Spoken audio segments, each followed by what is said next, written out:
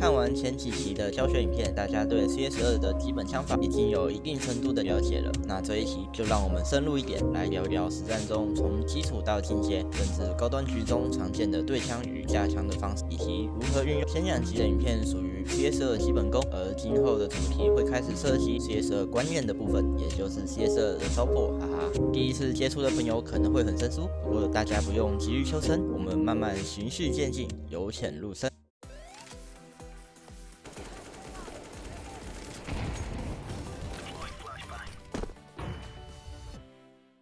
在进入今天的主题之前，让我们先讲一个非常重要的观念：枪线是什么？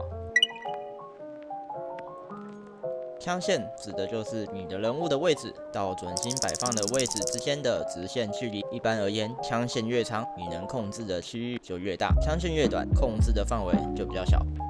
但地图图控和枪线长短的关系并不是绝对的，本期暂时不讨论这方面的问题。在 CS2， 不同的武器其实各自适合不同长度的枪线，例如传统步枪的伤害距离递减的幅度比较小，而且远距离也有不错的精准度，所以比较适合长枪线。相反的，手枪或冲锋枪不但远距离伤害掉得快，精准度不高，就比较适合用短枪线来发挥威力。这里要特别提一下例外的状况，像是 Deagle 这种虽然是手枪，但是远距离精准又能一发爆头，它其实是属于可以打长枪线的特殊短枪。所以在实战中，我们在每次对枪前都要先注意一件事：我手上的武器适合现在这段枪线吗？在知晓什么是枪线以及不同武器适合什么枪线的距离之后，下一步我们要做的就是学会如何把这些概念应用在实战中。每一次对枪其实都是根据你所持有的武器枪线优劣所做的判断与选择，但更进一步来说，我们不能只是靠直觉出枪，还是要问问自己：我为什么要在这里对枪？这样的对枪值不值得？这就是我们要进入的下一个观念：对枪动机。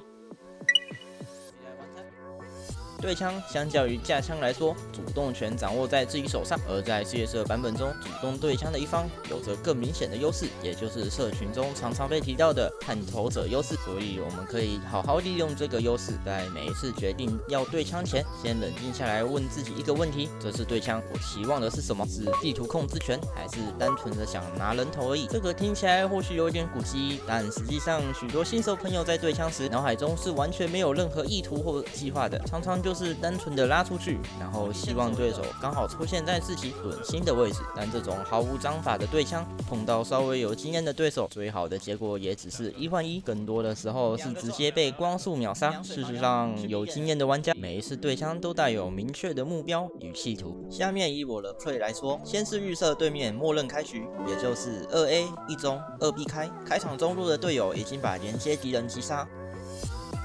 看到长枪一名敌人后，此时可以看到绿色队友已经在短枪了，而小地图中没有出现红点，因此假设第2个守 A 的人员在连接 jungle 那一侧，又或是在转角准备拉出去时，会先透过听声辨位、枪声、脚步声都能帮助判断敌人的大致位置，然后根据这个位置准心摆好预瞄之后，有计划的拉出去对枪。此外，每一次对枪时都应该尽量避免无意义的对枪，例如防守中路没有队友支援，没有闪光弹或是烟雾弹的协助，就孤身一人拉出去对枪，又或是在短枪区枪械劣势时，硬要打长枪线的角度，这也是一种非常吃亏的选择。总结来说，每一次对枪背后都应该有一个明确的目标和理由，而不是随便的乱拉，这样才能在更高强度的对局中稳定发挥。在清楚自己的对枪动机之后，下一个困扰新手朋友的问题就是：该怎么拉枪才能创造最大的优势呢？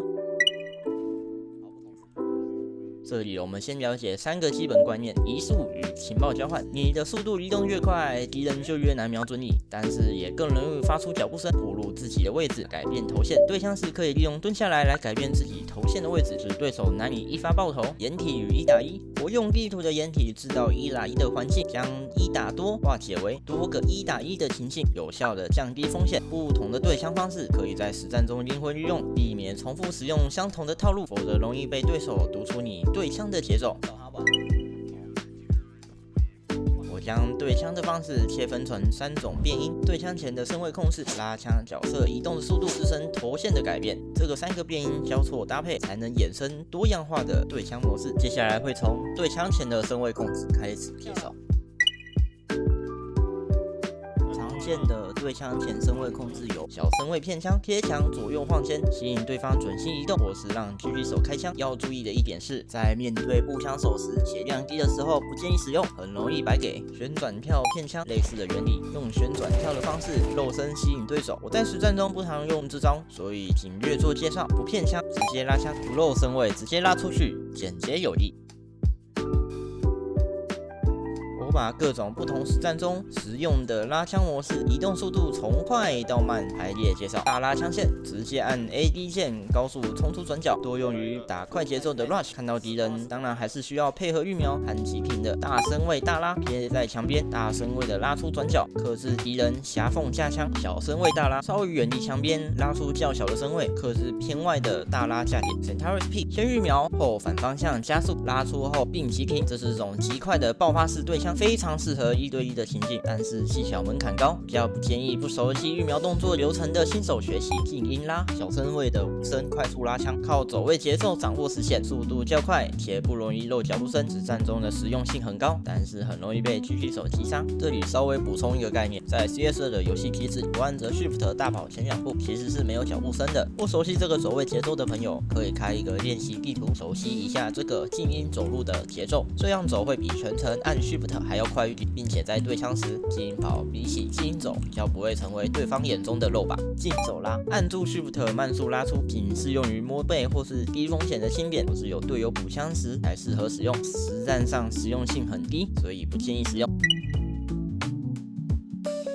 常见的改变头线方式有基本蹲拉，拉出去后急停加蹲下，改变自身的头线，避免被对手预瞄爆头。动可蹲移，拉出去后蹲加反方向蹲走，避免头线被预瞄，并且干扰其他人补枪，适合中近距离的对枪，较不适合远距离的对枪。动可蹲移变体，拉出去后蹲，接着松开蹲线，或是往其他方向横移，来增加难以预测性。注意 CS2 的蹲下机制是有冷却时间的，连续蹲起的话，蹲下的速度会变慢，向左或向右蹲，或是走2步可以重置蹲下冷却。了解了对枪的3大要素后，将这些元素排列组合，将使你在实战中难以被读出节奏。但也别忘了，每一种对枪方式都有适用的情境，使用时请务必审慎选择。基本的对枪方式介绍完后，我们再来进一步补充一个非常重要，但是常常被误解的概念，那就是近大远小。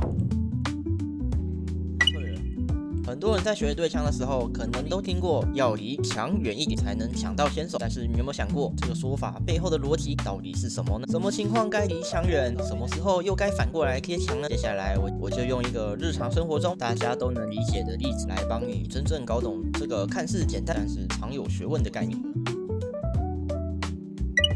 大家应该都或多或少听过近大远小的概念吧？简单来说，就是远离墙角可以获得对枪的优势。但事情真的这么单纯吗？想象一下，你坐在火车或是开车在高速公路上，你有没有注意到，在你的视角中，靠近自己的分隔岛或是路灯看起来移动的特别快，而远处的建筑物则移动的非常慢。从这个现象，你就学到了近快远慢的概念。那我们回到 CS2，我们常在教学影片中或是图文中看到，远离墙角能获得对枪的优势。但这个优势具体是什么意思呢？其实讲的就是情报优势。当你离墙角远一点，你的视野可以更早的看到转角出现的敌人，但敌人贴着墙角，他的画面要转更多的角度才能看到你。这样一来，就形成你先看到他，但是他晚看到你的情报差距，也就是社群常说的视角差。但是如果你贴近墙角，可能就会损失这种情报优势。不过取而代之的是，你能得到速度优势。也就是说呢，在敌人的视角中，你会像法拉利一样瞬间冲出来，移动的速度看起来特别快，让敌人反应不及，难以对准你。现在来想一个情境，假设你已经掌握敌人的位置了，譬如走在你前面的队友刚刚被杀了，你知道某一个角落一定有人，这时候你就不需要情报了，因为情报你已经有了。这时候就可以尝试贴近墙角，然后来一发 Centaurus Peak。很多新手朋友都会犯一个错误，明明想要打出 Centaurus Peak 的效果，却离墙角很远，结果那个爆发拉枪从法拉利 Peak 变成 Toyota Peak， 没有速度，然后效果还大打折扣。记住，要做出真正有效的 percentile speed 贴近墙角是关键之一，这样才能最大化你 pick 的速度，让对手难以反应。显然，我们知道不同身位距离会影响你在对手视角中的速度与情报掌握。其原理虽然是单人对枪的基础，但其实在实战中，你不总是孤军奋战。当你有队友在身边，尤其是你们拥有人数优势时，就能把这些对枪技巧更进一步升级为双人搭配的战术应用。接下来我就介绍一个在高端局非常常见的配合技巧——双拉。